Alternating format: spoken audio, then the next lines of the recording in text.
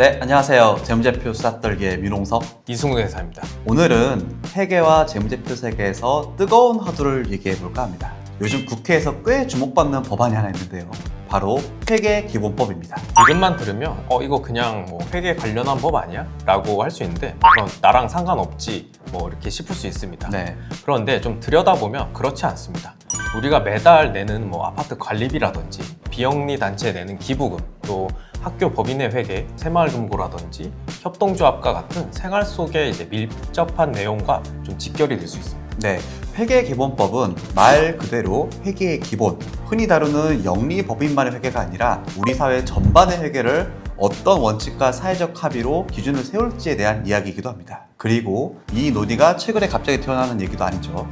네, 회계기본법의 이제 기본적인 구상은 2013년에 한국회계학회에서 발표한 논문부터 이제 논의가 시작되기 시작해서 2025년에 뭐 관련 논문과 또 국회 공청회까지 이어지는 논의가 본격적으로 올라오기 시작했습니다. 저희 녹화 촬영을 기준으로 현재 국회에는 2개의 핵심 법안이 올라와 있는데요. 박찬대 의원의 안과 또 최은석 의원의 안입니다. 현재 이제 단순한 아이디어 수준이 아니라 실제 법안으로 국회 심사 테이블에 올라와 있는 주제라고 보시면 될 것 같습니다. 네, 그래서 오늘은 이 법이 왜 필요한지, 그리고 또 외국과의 비교는 또 어떤지, 그리고 우리 생활에 얼마나 밀접하게 연결이 돼 있는지를 한번 균형 있게 짚어보겠습니다. 네.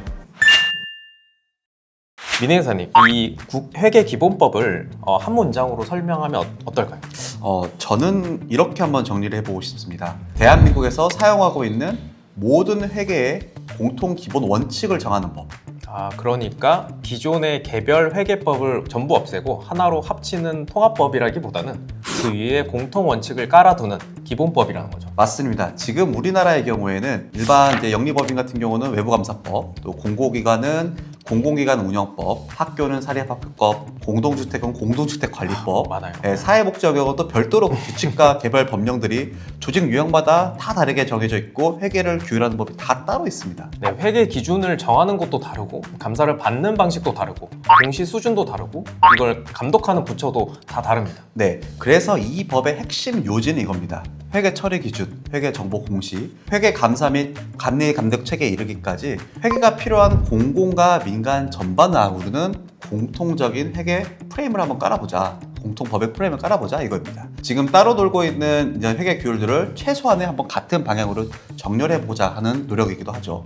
회계 관련 법제가 여러 법률에 분산되어 있어서 뭐 법인 유형별로 뭐 회계 기준이라든지 뭐 감사, 감독 수준이 달라서 뭐 회계 정보의 이제 어떤 신뢰성이라든지 비교 가능성이 낮아지고 사각지대가 발생하고 있으니까 이걸 모든 법인에 공통되는 뭔가 회계의 기본 원칙을 마련해보자라는 건데요. 네, 그래서 이런 사회 전체 회계 공통 규범을 만들어서 좀 더 이제 보다 투명하고 공정한 정보 시스템을 구축하자. 이제 이게 어떤 기본 법안의 어떤 취지다라고 정의 내릴 수 있을 것 같습니다.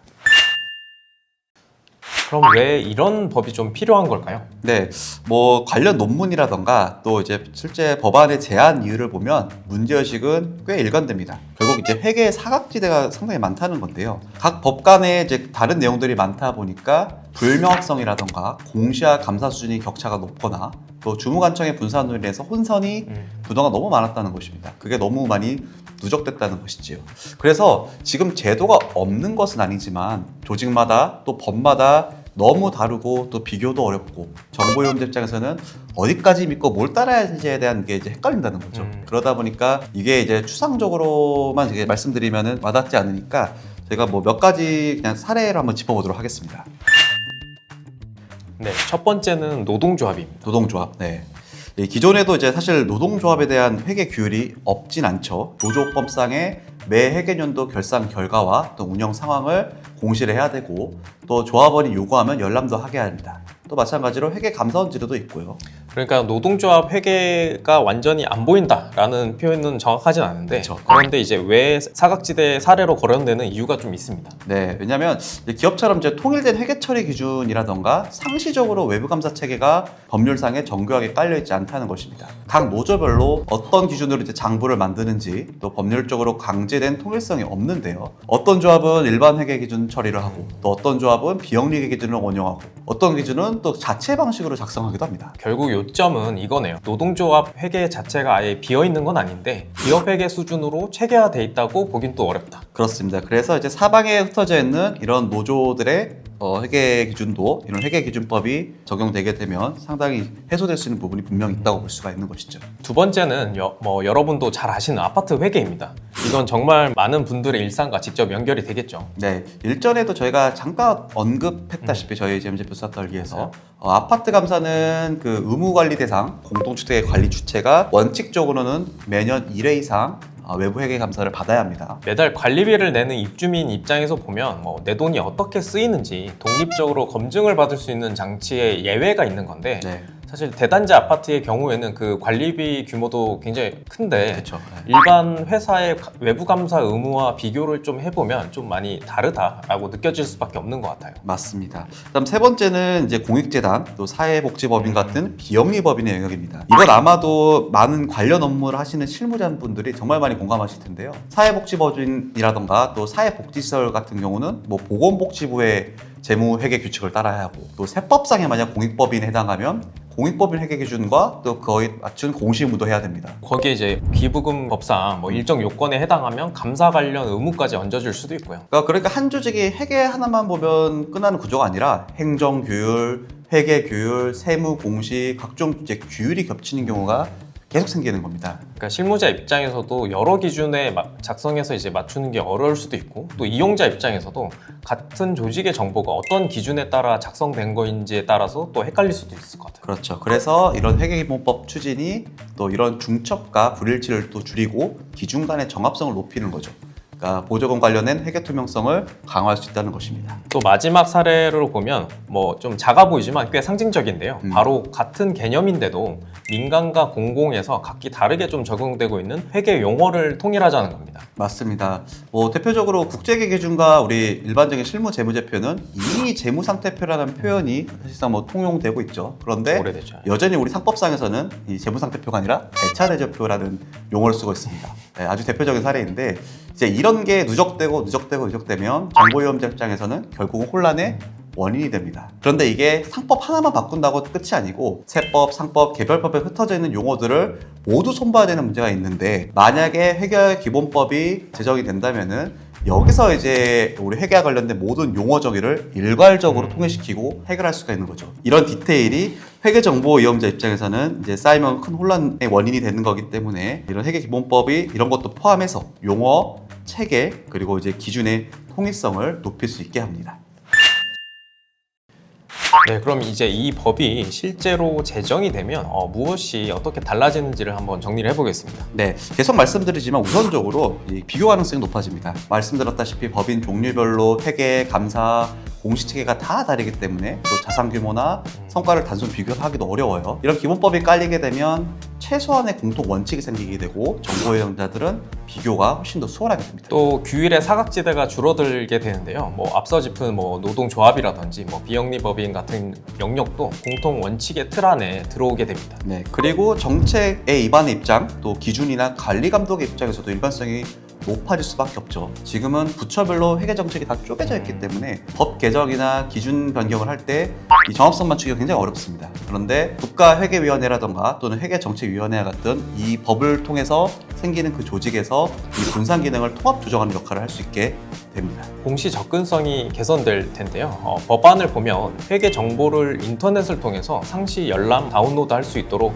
공시하게 되어 있습니다. 지금처럼 관할 관청을 직접 방문해서 열람하는 방식 같은 경우들이 있을 수 있는데 이런 방식에 비해서는 굉장히 진일보하게 되는 거죠. 네, 사실 또 이 법 자체가 단순히 규제를 강화하는 목적만이 아니라 회계, 교육, 연구, 전문 인력 양성까지 우리 회계 사회 전반에서도 종합적으로 정말 다루는 게 많아요. 또 매년 10월 31일인 회계의 날에 대한 근거 조항도 포함되어 있고요. 또 참고로 회계의 날은 이게 2017년 10월 31일이 이 신외관법 공포 날이라고 합니다. 만약에 이 회계 기본법이 만약에 통과가 되면 이렇게 새롭게 좀 더 기념을 해보자 이런 의미인데 어떻게 이게 공휴일로는 안 되겠죠? 법적 기념일로 해서. 네.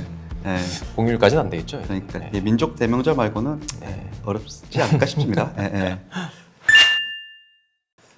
그래서 그러면 이런 회계 기본법과 같은 게 해외에도 비슷한 사례나 법이 있을까요? 결론부터 말씀을 드리면 뭐 한국 법안처럼 뭐 영리, 비영리 공공까지 이제 폭넓게 포괄하는 단일한 회계 기본법의 형태는 흔하지 않은 것 같아요. 네. 그런데 이제 뭐 기능적으로 뭐 비슷한 체계는 모두 있는데요. 네. 자주 비교되는 이제 사례를 한번 찾아보면 뭐 뉴질랜드 정도입니다. 뉴질랜드. 그래서 뉴질랜드 같은 경우는 영리 기업과 공익 목적 기관 그리고 공공 부문에 적용되는 그 기준 체계를 통합해서 마련하고 있다고 합니다. 해외에도 기능적으로 유사한 체계는 있지만 한국의 이번 법안은 형식상 꽤 야심찬 꽤 편인 것 같아요. 예, 큰 개혁이라고 사실 생각하는데 네. 실무자 입장에서는 이런 법안을 두고 뭐 전혀 없는 걸 뜬금없이 만든다라고 하는 것도 과하고 그렇다고 반대로 해외가 다 이렇게 한다라고 하는 것도 좀 과해 보입니다. 하지만 이제 이런 개혁의 시도가 없으면 사회가 더 투명하게 발전할 수 있냐라는 물음이 저는 개인적으로는 좀 앞서네요. 여기서 이제 저는 이 법안을 읽다가 뭐 또 하나 이제 흥미로운 포인트를 봤는데요.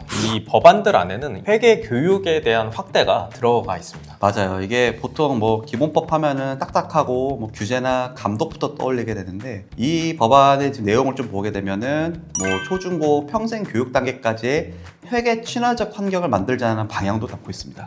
사실 이거는 뭐 저희 재무제표 수다 떨기가 늘 생각하는 주제이기도 한데요. 그렇죠. 이게 회계는 전문가들끼리만 보는 언어가 아니라 아까 말씀드렸던 뭐 관리비가 어디에 쓰이는지, 내가 낸 기부금이 어떻게 쓰이는지, 정당의 재무제표 투명하게 돌아가는지와 같이 어떤 조직의 돈 흐름이 건강하게 흐르는지 않는지를 읽어내는 사회 언어기도 하니까요. 그래서 이제 회계 기준을 아무리 정비를 해놓아도 그 정보 이용자들이 회계를 읽을 줄 모르면 소용이 없는 거니까 맞아요. 법안의 내용 중에서 이렇게 좀 장기적인 비전을 좀 제시한 것 같아서 저는 개인적으로 좀 좋더라고요. 네, 맞습니다. 그래서 저는 이 조항이 사실 이제 법안 전체의 찬반과는 좀 별개로 이걸 뭐 진짜 제정하냐 안 하냐 별개로 회계 문해력을 좀 사회 전체 공통적인 인프라로 좀 보려는 그런 시도라는 점에서 개인적으로는 정말 의미가 있다고 생각합니다. 저 개인적으로는 이 법안이 어떻게 흘러갈지 좀 가장 주목되는 부분이기도 하네요.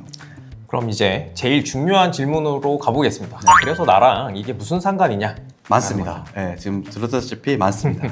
내가 투자자면은 회사 재무제표를 보게 되고, 그리고 내가 입주민이면은 아파트 관리회계를 보게 되고, 내가 기부자면 공익법인이나 복지법인의 회계 투명성에 관심을 갖게 됩니다. 그렇죠. 뭐 노동조합 조합원이라면 당연히 이제 노조 회계를 볼 수 있어야 하고요. 그러니까 회계기본법의 논의는 상장회사의 투자자 보호만의 문제가 아니라 우리 사회 전반에서 돈이 어떻게 모이고 쓰이는지에 대한 신뢰 형성의 문제다라고도 볼 수 있습니다. 네, 그래서 이 법의 이제 어떤 통과 여부와는 별개로 이때까지 이제 뭐 회계는 기업의 언어라는 거에서부터 이제 공공과 또 생활의 언어다 이런 쪽으로 또 가고 있는 것 같아서 이런 신호로 좀 보이기도 합니다. 네, 다만 이제 법안이 발의됐다고 해서 바로 세상이 바뀌는 것도 아니고 지금은 이제 아직 국회 논의 단계고 또 실제 제정이 된다고 하더라도 하위 법령이라던가 적용 범위 또 유예 기간 실제 이제 예외 설계까지 해서 넘어야 할 물턱은 상당히 많이 있습니다.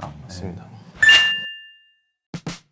오늘은 지금 저희 국회에서 논의되고 있는 핫한 주제 회계기본법에 대해서 간단히 수다를 떨어봤습니다.